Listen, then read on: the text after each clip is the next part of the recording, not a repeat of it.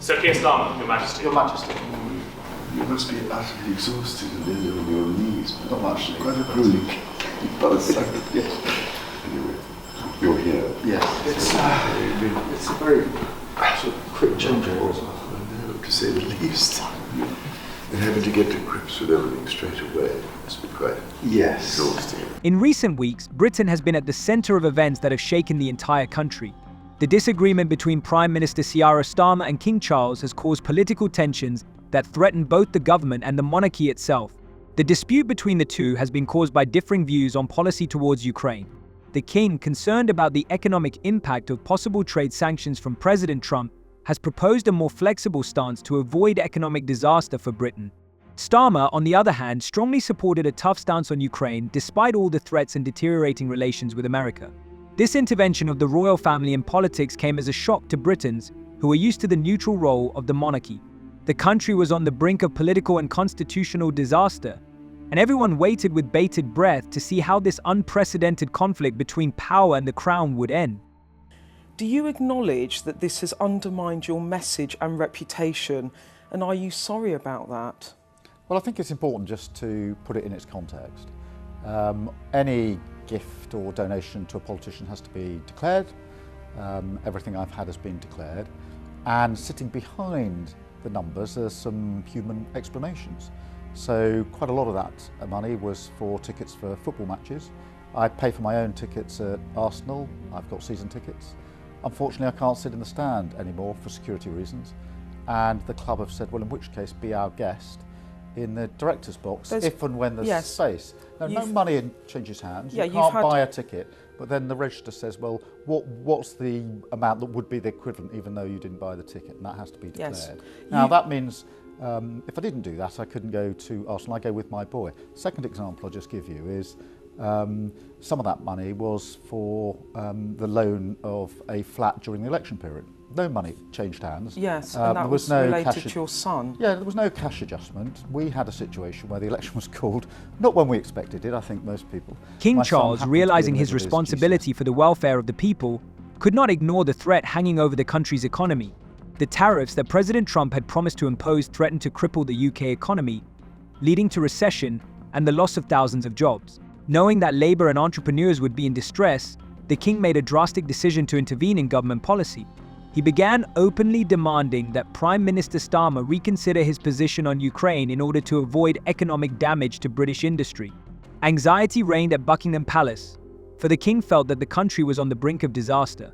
It was important for him to protect not only political interests, but also the economic stability of Britain, which, in his opinion, is impossible without taking into account the economic reality. Starmer, on the other hand, continued to insist on supporting Ukraine, which became a source of increasing confusion and frustration for the king, who felt that such a position was unjustifiably. The conflict between Prime Minister Starmer and King Charles turned into a real political cataclysm that became the center of attention for the whole of Great Britain. What began as a private discussion gradually became an open confrontation between the government and the monarchy. Starmer, despite growing discontent and the threat of economic crisis, was not ready to reconsider his position on Ukraine. The king, on the other hand, continued to insist on a diplomatic path, emphasizing that maintaining economic stability was paramount. The monarchy's intervention drew the attention of politicians and ordinary citizens alike, as never before. More and more people began to question how far the king could go in his desire to protect the national interest, and what would happen if his warnings went unheeded. This conflict not only jeopardized relations between the two, but could also affect the foundations of the country's political structure. Britain was on the cusp of crucial changes, and many were beginning to see the king as the last hope of salvation from the economic disaster they believed Starmer was pushing. Prime Minister, thanks for joining us on Sky News today. During the general election, you campaigned on a message of change, of doing politics differently and making yours a government of service. And yet you find yourself caught in a row over the huge amount of freebies you've accepted while leader of the opposition, £107,000, far more than any other MP. The constitutional crisis resulting from the conflict between Prime Minister Starmer and King Charles was a true legal test for Britain. Never before had a monarch intervened in such a blatant political disagreement, and the country now faced the question of how far the king could go to protect the interests of the people. Traditionally, the monarch acts in accordance with the advice of the government, But when the national interest is threatened, historical precedents show that the king can use his reserve powers. There was the possibility for him to call for new elections if the government failed to fulfill its obligations to the people. Constitutional experts began to debate whether the king had the right to take such drastic measures, given the economic disaster that threatened Britain.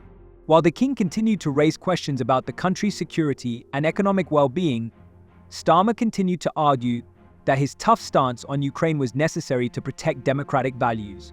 With each passing day, however, it became apparent that the rift between the two threatened not only their personal relationship, but also the entire British political system.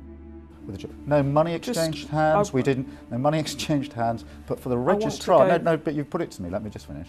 For the registrar's purposes, he says, "Well, I know you didn't pay and nobody gave you money, but let's work out what it would have been worth if it had been a commercial transaction, which it wasn't." So I'm not saying, of course, I understand why you ask questions, etc. But I do think sometimes it's important just to sort of look behind the number and say, what was the human story behind some of this? And I wasn't going to let my son fail or not do well in his GCSEs because of journalists outside our front door. We also, as you know, had protesters outside our front door. Do you find these questions hard?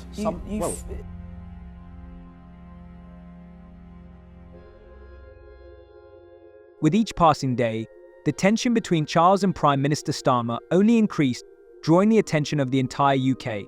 The king, whose actions had become increasingly important, was now the center of the political arena. His support among citizens was growing, and he became a symbol of pragmatism and concern for the future of the country. Thousands of people took to the streets, supporting the monarch and urging Starmer to reconsider his position.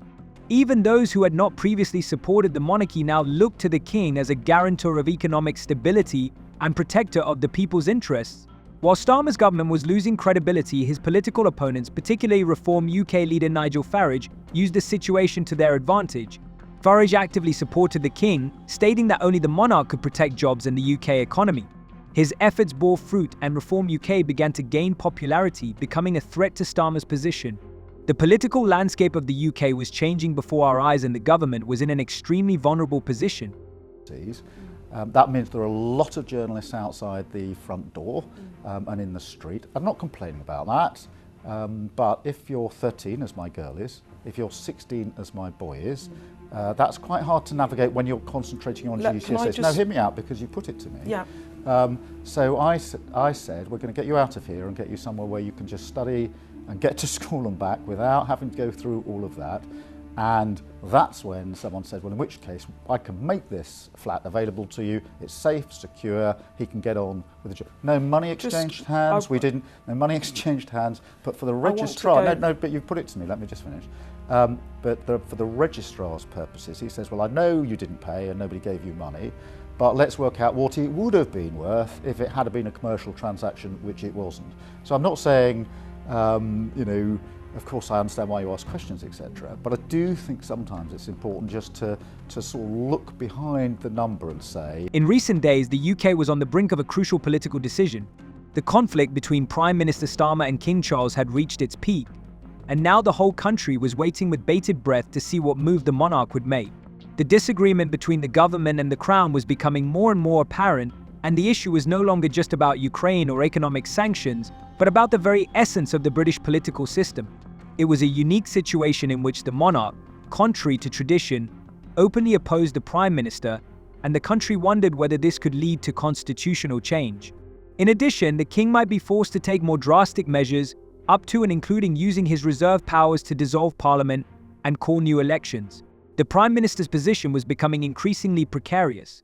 Every decision he made caused more and more discontent, and support for the king continued to grow. The country now waited to see who would win in the end: the Prime Minister, who would persevere in his position, or the king, who would put everything on the line to protect British interests.